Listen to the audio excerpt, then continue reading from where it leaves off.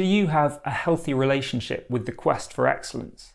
It's clearly an important thing to aim for if you want to play your best, but a lot of musicians go after it in a way that actually ends up holding them back. In this video, I'll show you the right way to look at pursuing excellence so that it spurs you on to greater things, rather than potentially leaving you demotivated or feeling like you're just not good enough. Constantly chasing excellence in your music seems like the obvious way to make sure that you achieve your best, but it comes with a trap. It's very easy to get self-critical about whether you're failing to achieve perfection. So what's the right balance? Is this a good way to go? And yeah, it's fine. It's totally healthy and good to be pursuing excellence. The problem comes when you get in that place where you feel you should achieve excellence all the time. That's where the difficulty is. You've got to get used to the fact that sometimes you are going to fall short, and that is totally okay. Now, this doesn't mean that you're letting yourself off the hook. You're still going to look at, well, why did I fall short? What can I do to change that, and how do I get there in the future? But what you're not doing is judging yourself as a failure for this particular instance of failing to achieve excellence. In other words, you're going to be kind to yourself. You're going to forgive yourself for not having achieved that excellence you were going for. But then you're going to be really tough on the actions you took, the processes you were doing that perhaps meant that you fell short. And there are two aspects of your actions that you want to look at.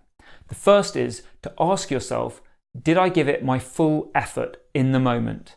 Was I totally committed to doing what it took to achieve excellence at that particular time? So if you were giving your full effort, then that's great. And if you weren't, well then there's your problem, and that's what you need to address.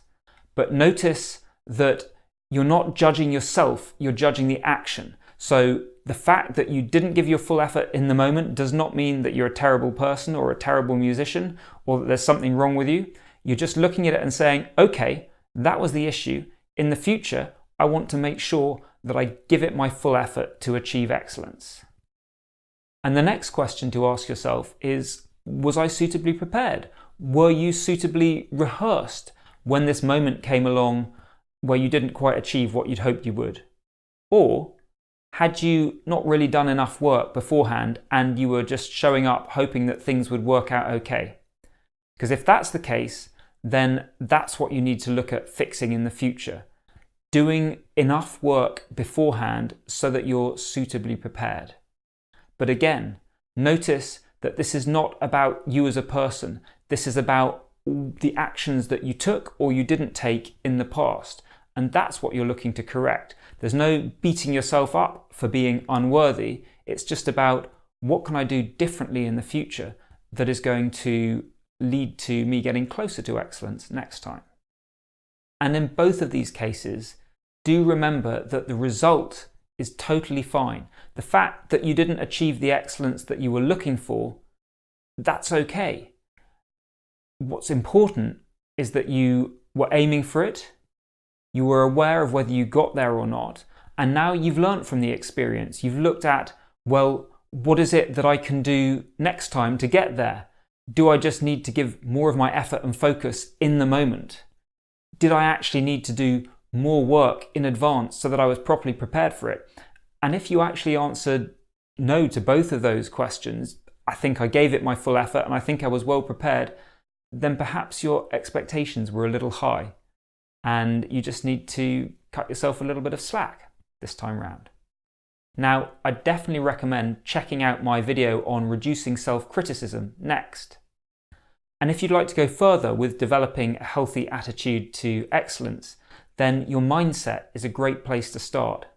Check out my free ebook, Unshakable Foundations, which shows you the 9 key mindsets that the top performers all share. I'll put a link to it in the description below. I've been Morley-Fletcher. Thanks so much for watching. Please click below to subscribe if you haven't done so already. And while you're down there, why not hit the share button to pass this video on to other musicians? Take care, and I'll see you in the next one.